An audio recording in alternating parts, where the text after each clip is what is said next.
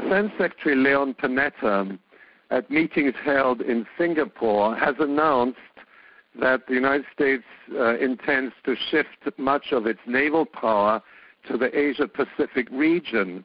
Panetta clarifies that this deployment is not directed against China. In fact, he says China will benefit from this deployment of military hardware.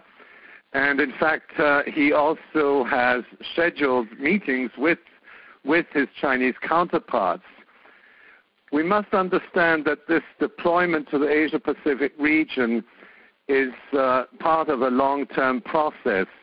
What the United States seeks is the militarization of strategic waterways, including the Taiwan Straits, the South China Sea, the Malacca-Singapore Straits, and so that this whole region is strategic.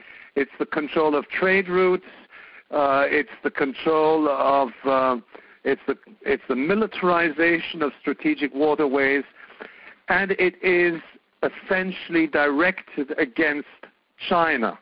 That's absolutely clear. It's part of the process of militarization, and it's part of a long-term agenda, what the Pentagon calls the long war.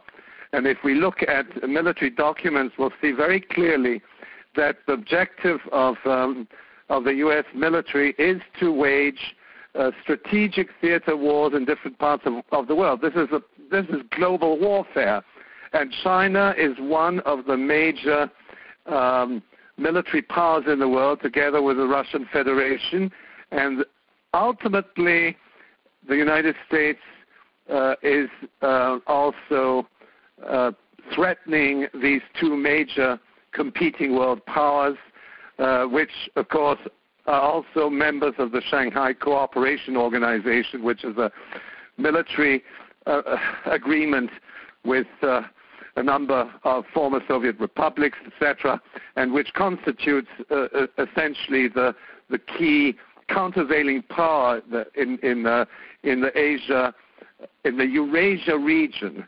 Another dimension of this shift to the Asia-Pacific region is ongoing threats directed against North Korea and the militarization of the Korean Peninsula.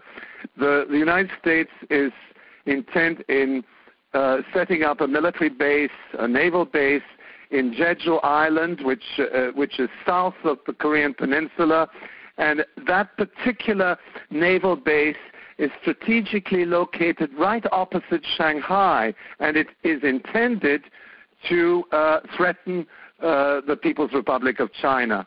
So that it's the Korean Peninsula, the South China Sea, the entire waterways, the Indian Ocean, the Singapore Straits, which are at stake in this strategic redeployment.